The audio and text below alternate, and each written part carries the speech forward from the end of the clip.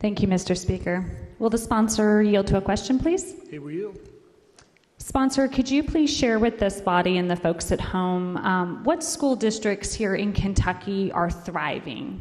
I'm specifically looking for school districts that are not experiencing any of the issues that you mentioned: transportation, our full-time teacher shortage, substitute teachers, school discipline, chronic absenteeism, parental involvement, achievement gaps, so that JCPS knows who to look to model after.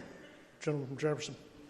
That's what the task force is, to go out and uncover and look at various districts within the Commonwealth, but also throughout the nation, in terms of trying to come up with a different an approach to help our kids out. So there are quite a few different districts out there, and there's some districts that are not thriving very well, and that's what I hope to uncover.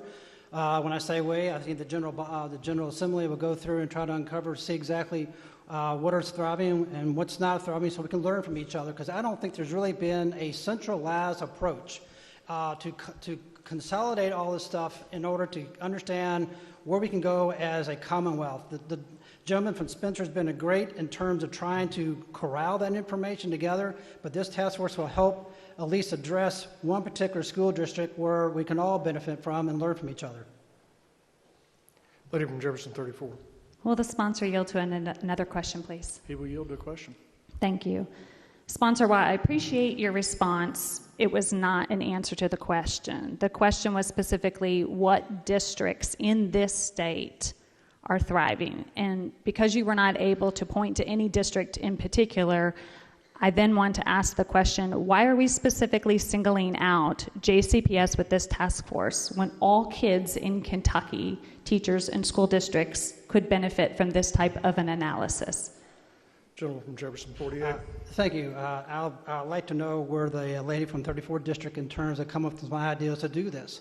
This isn't a step. I'm taking an initiative where I haven't seen any initiative from this body to come and try to corral this information to get together. So this isn't a step that we will learn from each other and going forward, so we can bridge off different ideas and go through and have some good policies. But remember, this is looking at the governance, the board, the structure of the board, how it's functioning, how it's operating, the efficiencies and so forth, and going forward. That's what we're trying to come with. And everything we come up with, data or with information or reports and so forth, this will come into. These are all inputs into a decision making process. Lady from Jefferson, 34. Thank you. May I speak on the bill, please? Yes, ma'am. Thank you so much. This feels incredibly disingenuous, and here's why. We have 10 other schools in this state who are sitting at the bottom. So high schools are in Powell, Wolf, Perry, Covington Independent. Middle schools are Lawrence, Fulton. Elementary schools are Trimble, Letcher, and Breathitt. 10 schools that are in the bottom that are doing worse than JCPS. So this bill clearly is targeting one school district that is trying to be torn apart under the false pretense of caring about kids.